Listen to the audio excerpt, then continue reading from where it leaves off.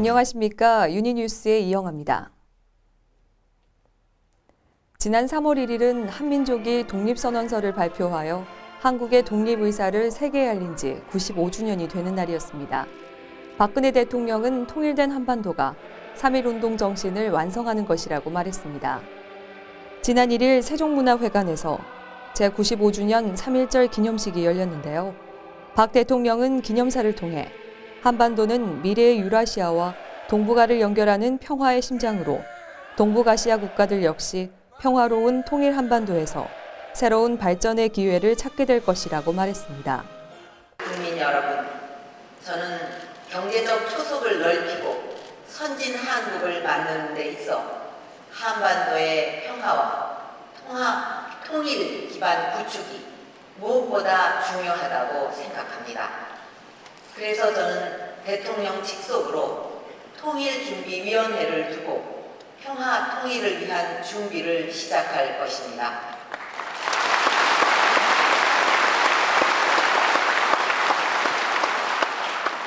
앞으로 남북이 작은 약속부터 지키며 신뢰를 쌓아서 통일의 계단을 하나씩 밟아 올라가게 되기를 기대합니다. 올해로 통일부가 창설된 지 45주년입니다. 통일부는 기념식을 갖고 통일시대를 앞당기기 위한 변화를 선도할 것을 다짐했습니다. 통일부 직원 500여 명과 조윤선 여성가족부 장관이 참석한 자리에서 6일째 통일부 장관은 통일시대를 앞당기는 거대한 변화 흐름의 중심에 통일부가 있고 이 흐름을 지혜롭게, 정교하게, 전략적으로 만들어내는 것이 통일부가 해야 할 일이라며 통일부 직원들은 통일에 대한 일을 한다면 그 일을 자기 몸을 바쳐 희생하면서 도와줘야 할 의무가 있다고 말했습니다. 한편 남북관계가 우리가 생각하는 것만큼 빨리 가지 않는다고 해서 우리가 일을 안 하거나 잘못한 게 아니라고 생각한다며 작년 1년의 성과가 크게 드러나지 않았더라도 의미 있는 성과를 거뒀다며 직원들을 격려했습니다.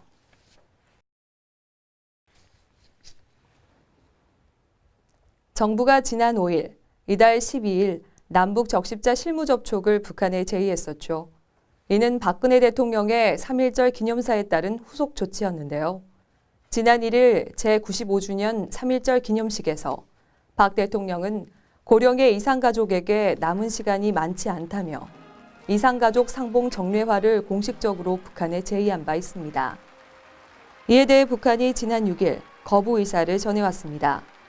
북한은 이날 오전 조선적십자 중앙위원회 위원장 명의의 통지문을 통해 지금은 이산가족 문제를 협의하기 위한 남북 적십자 실무 접촉을 가질 환경과 분위기가 조성돼 있지 않다며 이산가족 상봉 정례화와 같은 중대한 인도적 문제들은 남북 적십자 간 협의로 해결될 성격의 문제가 아니라고 밝혔습니다. 정부는 보도문을 통해 우리 측 제의에 호응하지 않은 것에 대해 유감스러움을 표했습니다. 한편 이산가족 문제는 그 어떠한 사안과 상관없이 남북 간에 우선적으로 해결해야 할 과제로 남북관계 발전의 주요한 계기가 될 것이라며 다시 한번 정부 제의에 북한이 호응해 오기를 촉구했습니다. 지난 3일 통일부는 국민대통합위원회, 민주평화통일자문회의, 한국교육방송공사 등 3개 기관과 업무협약을 체결했습니다. 이 업무협약은 국민의 통일인식을 높이는 데 목적을 두고 4개 기관의 상호 협력으로 통일 친화적 사회 조성과 국민 통합을 이루기 위해 추진된 것인데요. 업무 협약에 따라 앞으로 통일부 등 4개 기관은 공동으로 통일을 주제로 방송 프로그램 제작 방영 등 다양한 사업을 추진할 계획입니다. 지난 17일에는 국민 통일의식 고취를 위해 KBS와도 업무 협약을 체결한 바 있는데요.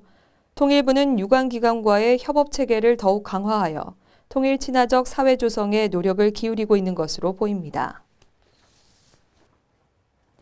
북한 이탈 주민 지원재단에 별칭이 생겼습니다. 바로 남북 하나재단이죠. 북한 이탈 주민 지원재단은 법률 명칭인데요. 지난 2010년 북한 이탈 주민의 보호와 정착 지원에 관한 법률이 개정됨에 따라 북한 이탈 주민 후원회가 확대 개편되어 재단으로 출범하면서 사용하게 됐습니다. 그러나 명칭이 길고 어려워 그동안 이탈재단, 탈북재단 등 여러 약칭으로 불려왔습니다. 재단은 어감 문제로 공모를 거쳐 별칭을 짓게 됐다고 밝혔습니다. 이번에 제정된 남북하나재단은 대외 명칭으로 기존 북한 이탈 주민 지원재단과 함께 사용하게 됩니다.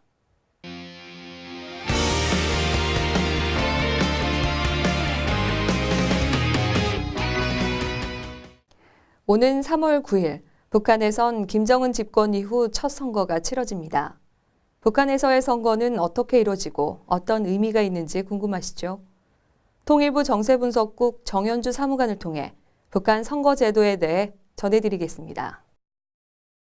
네, 당 우위의 권력 구조에 따라 모든 정치 행위는 조선노동당 통제하에 집행됩니다.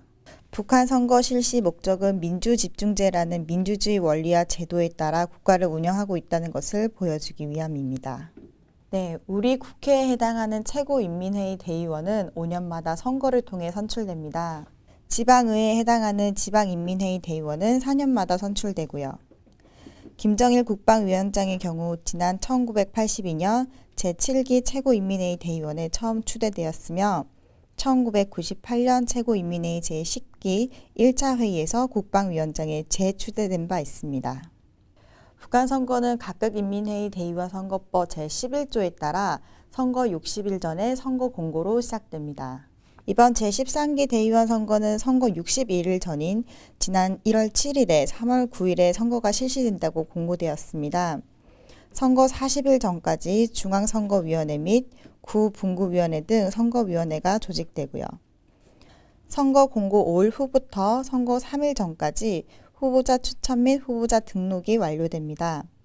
후보자 추대 선거자 회의를 통해 선거구별로 선정된 후보자는 중앙당에 제출되고 당의 최종 심사를 거쳐 후보자가 확정되는 절차입니다. 북한 선거법에 의해 각 선거구별로 복수 입후보를 허용하고 있지만 현실에서는 단일 후보에 대해 찬반을 묻는 형식으로 진행되고 있습니다. 과거 한 제1교포가 후보자 등록을 위해 시도한 바 있으나 접수 우편 발송 자체가 거부당한 적이 있습니다.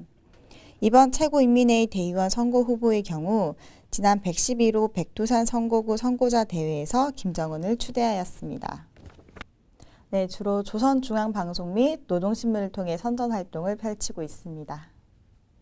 북한 주민은 만 17세부터 투표에 참여하게 됩니다.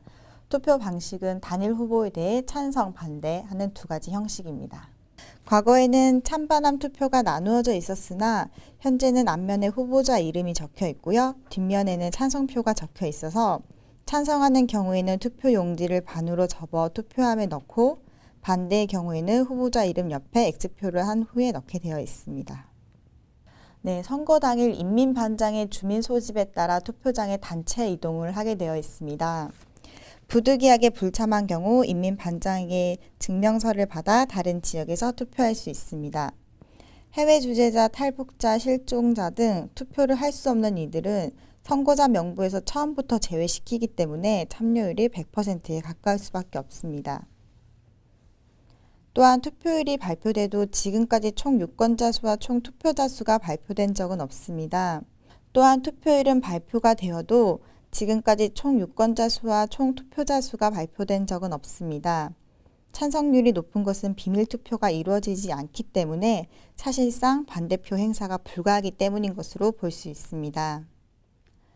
북한 헌법은 제도적으로 보통선거, 평등선거, 직접선거, 비밀선거를 선거의 4대 원칙으로 규정은 하고 있습니다. 1919년 3월 1일 한국의 독립의사를 세계에 알리기 위해 우리 한민족은 독립선언서를 발표했습니다. 지금의 한반도는 비록 나뉘어 있지만 당군을 비롯한 선조부터 언어, 문화, 그리고 일제강점기의 역사까지 이러한 것들을 공유하고 있는 한 남북이 한민족임에는 변함이 없죠. 언제쯤 통일로 3.1운동의 정신이 완성될까요? 이상으로 유니뉴스를 마치겠습니다. 고맙습니다.